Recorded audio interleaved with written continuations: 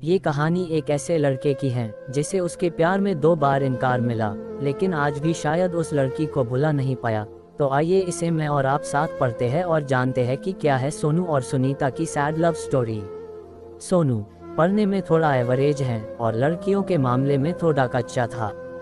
उसकी मुलाकात 11th standard में सुनीता से हुई। सुनीता पढ़ने में अच्छी और अपने फ्यूचर के बारे में बहुत सोचने वाली लड़की थी। धीरे धीरे 11th खत्म होते होते वो अच्छे दोस्त बन गए और 12th में सोनू ने सुनीता से अपने प्यार का इजहार कर दिया। लेकिन सुनीता ने इनकार करते हुए बड़े प्यार से उसे समझाया कि इससे हम दोनों की जिंदगी खराब हो जाएगी, क्योंकि हम ना ही क्लास में पढ़ाई कर पाएंगे और ना ही घर पर। सोनू को सुनीता की बात थोड़ी बुरी लगी, लेकिन फिर उसे समझ में आ गया कि सुनीता सही कह रही है और उससे अपने फ्यूचर और पढ़ाई पर फोकस करना शुरू कर दिया। और अब सोनू किसी भी लड़की से बात नहीं करता था, यहाँ तक कि सुनीता से भी नहीं, क्योंकि उसे लगता था कि वो जब भी सुनीता से बात करता है तब उसे अच्छा नहीं लगता था, क्योंकि कुछ दिन पहले तक सुनीता उसकी करस थी और आज वो उसे रिजेक्ट कर चुकी थी। और सोनू इन सब बातों को नज़रअंदाज करते हुए अपने इंटरमीडिएट की परीक्षा में मेहनत करके पूरे स्कूल में फर्स्ट आ गया।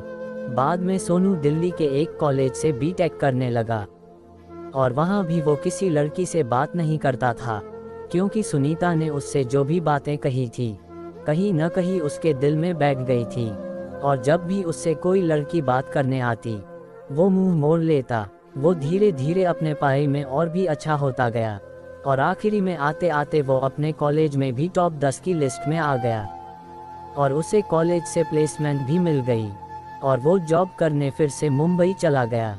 मुंबई एक बहुत ही बड़ा शहर है जहां एक मोहल्ले के लोग दूसरे मोहल्ले वाले को नहीं जानते हैं। वहीं जब सोनू ऑफिस गया तो उसे वहां सुनीता दिखी, लेकिन अब सुनीता के लिए उसके दिल में कोई जगह नहीं थी और इसीलिए वो हर बार सुनीता से छिपता रहता। इसलिए नहीं क्योंकि वो उससे नाराज था, बल्कि इसलिए क्योंकि वो फिर से सुनीता की जिंदगी में नहीं आना चाहता था। लेकिन वो कहते हैं न कि भगवान की मर्जी के आगे किसी की नहीं चलती। एक दिन ऑफिस के कैंटीन में सुनीता ने सोनू को देख लिया और उसके पास जाकर उससे बातें करने लगी। सोनू के पास भी सुनीता से बात करने के अलावा और कोई विकल्प नहीं था। दोनों के दिल में पिछले 4 सालों से जो भी दर्द था उन्होंने एक दूसरे को बताया और खूब सारी बातें की। सुनीता ने उससे बिछड़ने के बाद अपने सफ़र के बारे में बताया और सोनू से उसके बारे में पूछा, जिसके बाद सोनू को कहीं न कहीं लगने लगा था कि सुनीता गलत नहीं थी और सोनू को फिर से सुनीता से प्यार हो जाता है। कुछ दिन बीतता है और दोनों की दोस्ती और भी गहरी हो जाती है और एक दिन अचानक सोनू सुनीता से बात करते करते उससे अपने प्यार का इजहार कर देता है, लेकिन सुनीता फिर इनकार कर देती है। और जब सोनू उससे इसकी वजह पूछता है तो वो बताती है कि उसकी शादी तय हो गई है और 1 महीने बाद वो ये जॉब छोड़ देगी। जब ये बात सोनू को पता चली तो वो एक बार फिर टूट गया, जिसके बाद वो अपने आप को संभाल नहीं पाया और एक चिट्ठी सुनीता के लिए छोड़कर चला गया। और सुनीता उस खत को पढ़ती है जिसमें लिखा था, मेरी प्यारी सुनीता, मैं तुमसे बहुत प्यार करता हूँ, लेकिन शायद तुम मेरी जिंदगी में नहीं हो, इसीलिए तो मैंने तुम्हें 2 बार खोया है। कोई भी इंसान इतना बदनसीब कैसे हो सकता है कि अपने प्यार को 2 बार खोए। मैं नहीं जानता कि मैं तुमसे दूर रह के जी पाऊंगा कि नहीं, लेकिन अगर तुम्हें किसी और से शादी करते देख लूंगा तो पक्का जी नहीं पाऊंगा। इसलिए मैं तुम्हें और इस शहर दोनों को छोड़ के जा रहा हूँ। शायद तुम मुझे भूल जाओ, लेकिन दूसरी बार मिलने के बाद मैं तुम्हें कभी नहीं भूल पाऊंगा। मैं भगवान से प्रार्थना करूंगा कि वो तुम्हें और तुम्हारे होने वाले पति को हमेशा खुश रखे। तुम्हारा प्यार सोनू।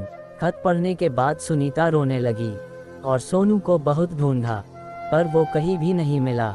और बाद में सुनीता ने अपने परिवार की खुशी के लिए अभिषेक से शादी कर ली।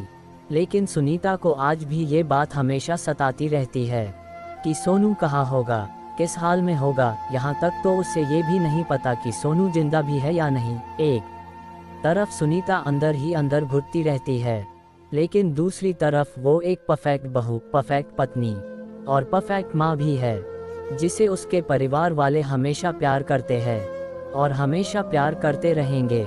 हमें ये तो नहीं पता कि सुनीता ने 12th स्टैंडर्ड में या जॉब टाइम पर सोनू को ठुकरा के गलत किया या सही, लेकिन सोनू ने ये साबित कर दिया कि वो सुनीता से सच्चा प्यार करता था और इस बात का एहसास शायद अब सुनीता को भी हो चुकी थी और इसीलिए शायद आज तक अपने आप को माफ़ नहीं कर पाए है। शायरी मिल जाती अगर सभी को अपनी मोहब्बत में मंजिल, तो यकीनन रातों के अंधेरों में कोई दर्द भरी शायरी नहीं लिखता। तो दोस्तों, ये थी हमारी आज की कहानी। उम्मीद करते हैं कि आपको पसंद आई होगी। आपका क्या कहना है इस कहानी के बारे में हमें कमेंट करके ज़रूर बताएं। वीडियो को लाइक दीजिए और चैनल को सब्सक्राइब करके घंटी को दबाकर ऑल पर सेट कर लीजिए ताकि आने वाली वीडियो आपको तुरंत मिले। मुझे दीजिए अगली वीडियो तक इजाज़त। तब तक के लिए धन्यवाद।